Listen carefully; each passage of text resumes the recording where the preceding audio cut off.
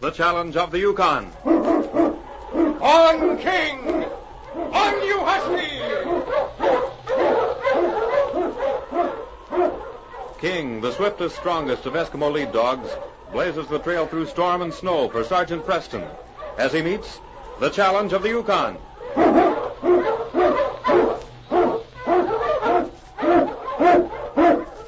Sergeant Preston was typical of the small band of Northwest Mounted Police who preserved law and order in the Yukon during the gold rush of '98. That was the year that brought over 50,000 men swarming into the Klondike region, and the greed for gold led to frequent violence and bloodshed. But in spite of the odds against them, the force preserved a splendid record in maintaining the right. The challenge of the North was answered, and justice ruled triumphant.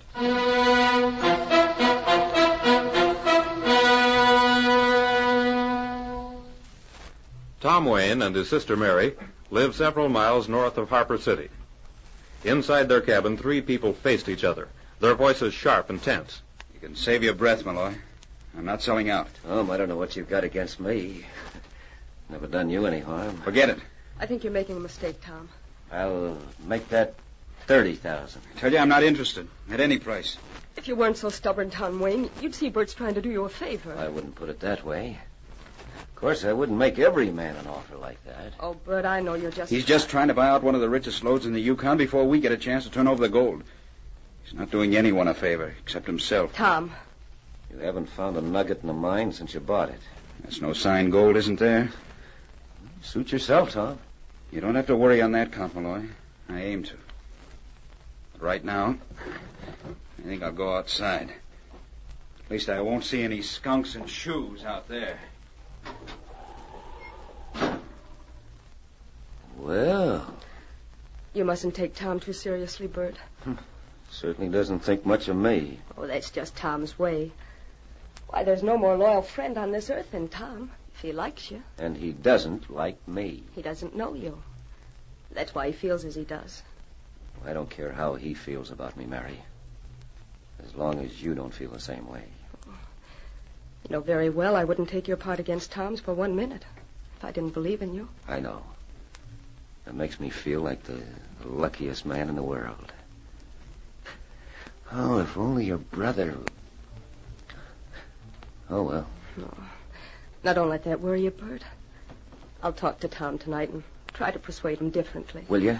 Yes. Then perhaps I'd better tell him about us. No, you let me do that. He won't get as excited if I tell him. Well, in that case, I'll head for the city and see you tomorrow. If I may. You'll stay out of the cafe, Bert? Listen, Mary. I gave you my word, didn't I? From now on, I'm taking orders from you. Good night. Good night, Bert.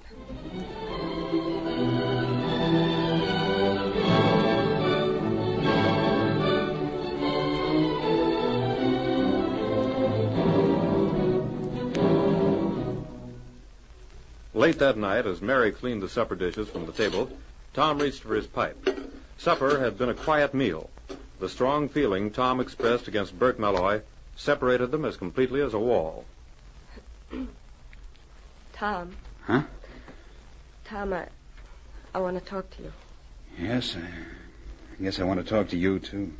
Oh, your pipe. Watch those ashes. Oh, forgot. Sorry. Why don't you like Bert?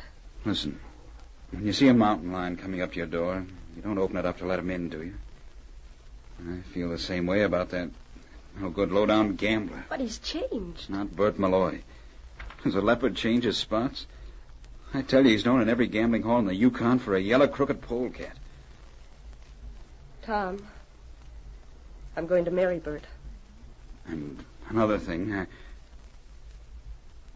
what'd you say? I said I'm going to marry him. Mary. I mean it. I wish for my sake you'd forget whatever you have against him. He's changed. I can't believe it. You can't be serious. Well, let's not quarrel about it. My sister married to Bert Malloy. I can hear it already. Every tongue in all the cafes this side of Skagway will be wagging with the news. Oh, Mary.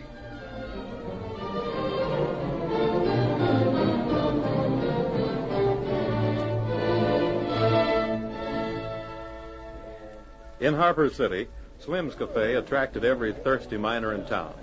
The men gathered around the pot-bellied stove at the far end of the room and exchanged stories and gossip, commenting on the ways of the rest of the Yukon. Yes, sir. I says Ted when he told me. I says, you don't mean it. Can't understand what a girl like Mary Wayne would see in that scoundrel. He ain't ever amounted to a row of beans. Bert Malloy must have changed a lot since I saw him last. So him? He ain't changed. He ain't likely to. Wonder what Tom thinks about it. I don't know. I'm surprised he ain't filled Malloy full of lead. He never did like him. Oh, say, here comes Sergeant Preston. What's come sit down for a while, Sergeant? Oh, I just came in to see you boys for a while. Oh, did you hear about Mary Wayne planning to marry Bert Malloy?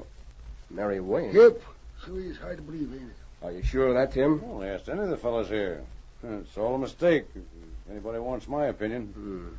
I was just planning to drop out to see Mary and Tom. Appears like you better get out there then, Mounty, and try to talk some sense into the girl. You know how a woman is, Heb, once she gets an idea in her head. Oh, I don't know. Maybe Mary'd listen to the sergeant now. Well, at least I can go out and see how much truth there is to it. I certainly hope you boys are wrong. Well, hope for Mary's sake we are, too. But I don't know. If you hear anything about it, let us know, will you?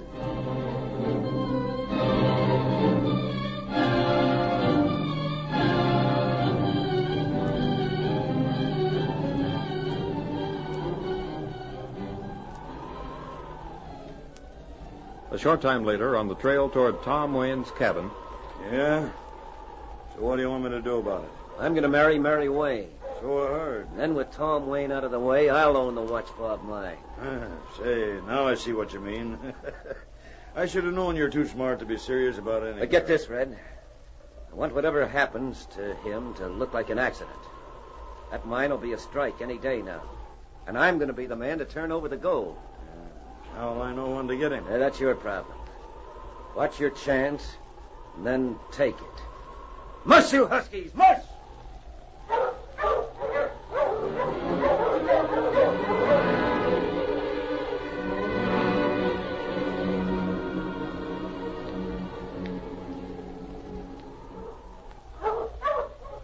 Farther ahead on the trail, Sergeant Preston sighted the Wayne cabin. All right, King. Ho! Ho, you huskies! Sergeant Preston. Tom. Well, I'm glad to see you. No flatter than I am to see you. Seems like a long time since you've been in these parts. Too long, Tom. But then I can't call around as often as I'd like to.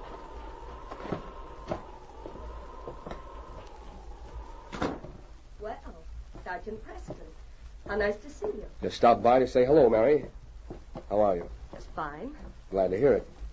Sure you didn't stop by to try to stop me marrying Bert Malloy? Oh, I'm sorry. But everyone is so against it. I almost imagine Tom sent for you to try to talk me out of it. No, Mary. I won't say a thing about it. You ought to know I wouldn't ask the sergeant here to do something I can't do myself. How's the watch fob working out, Tom? Say, I want you to see the watch fob.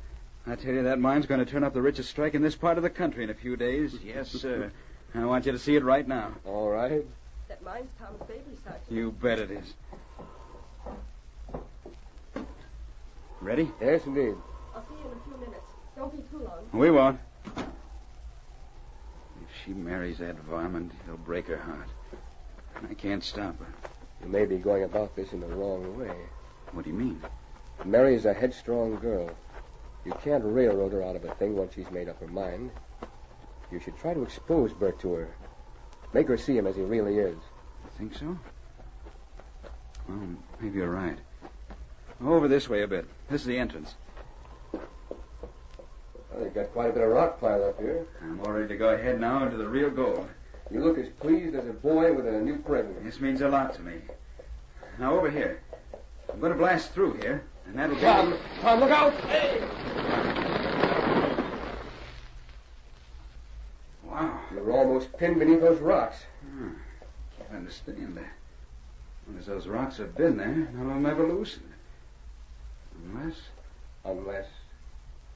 Never mind. I was just thinking. Those things will happen, I guess. Maybe we'd better go back up to the cabin. It's a good idea.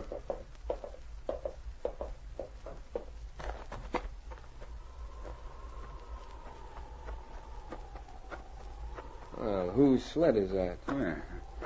Oh. Malloy again. I wonder how long he's been here.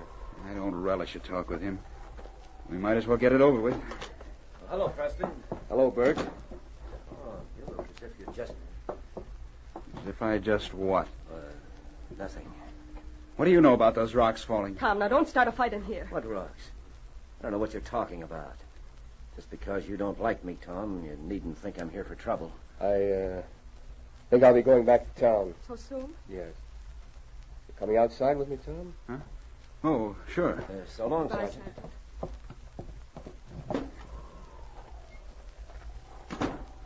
Tom, now listen to me. I think this may be your chance to call Malloy's cards. You do as I tell you.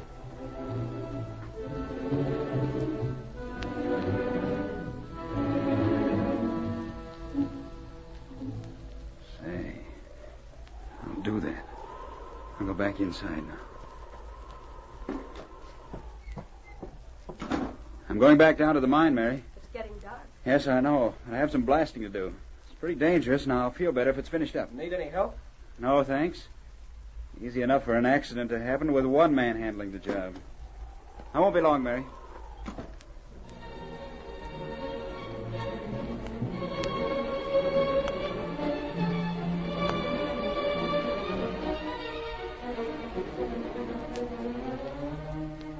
Mary, I have something out on the sled I've been meaning to give you. Wait a minute. Oh, how nice. I'll wait right here. Red, Yeah? get down to the mine. You muffed one chance to get Wayne. Now this time, see that there are no slip-ups. He's going to be blasting. Get him from behind, then set off the charge. You'll never know what hit him.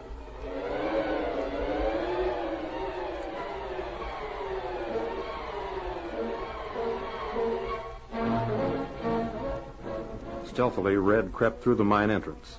He saw Tom Wayne bending over a dynamite charge near a pile of rocks.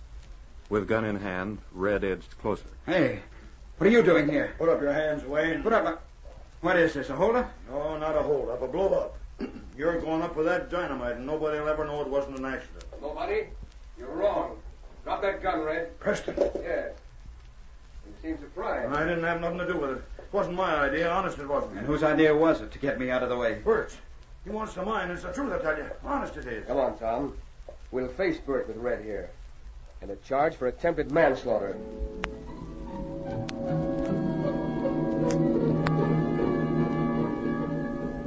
I think I hear someone coming. It must be Tom. I'll... It might be Tom. No surprise, Malloy. Well, not half as surprised as you're going to be. Keep those hands up, Red. Red, well, what happened? I don't understand. Who is this man? Bert here can answer that one. Well, speak up, Malloy. There's nothing to say. Never saw this man before. You ain't throwing the blame for this on me. What do you mean you never saw me before? Why? Easy, Red. That's not the story we heard. You're not holding any gun on me. I'll show you. Don't let him get the gun. I already got it. Now, you listen to me. Sure, I wanted Wayne out of the way. And this time, there won't be any slip-ups. Go on, get over against the wall. All of you. You two, get over there. Not so fast. Get him, King. All right, King. That's enough, boy. I have the gun. Yes, sir. Always did say. Smartest dog in the Yukon. I can't believe it. I can't believe it. I'm sorry, Mary. But it's better to have found out now. Tom will tell you the story of what happened. King and I have a job to do. Taking these two prisoners to Harper City and jail. Yes, King. The case is closed.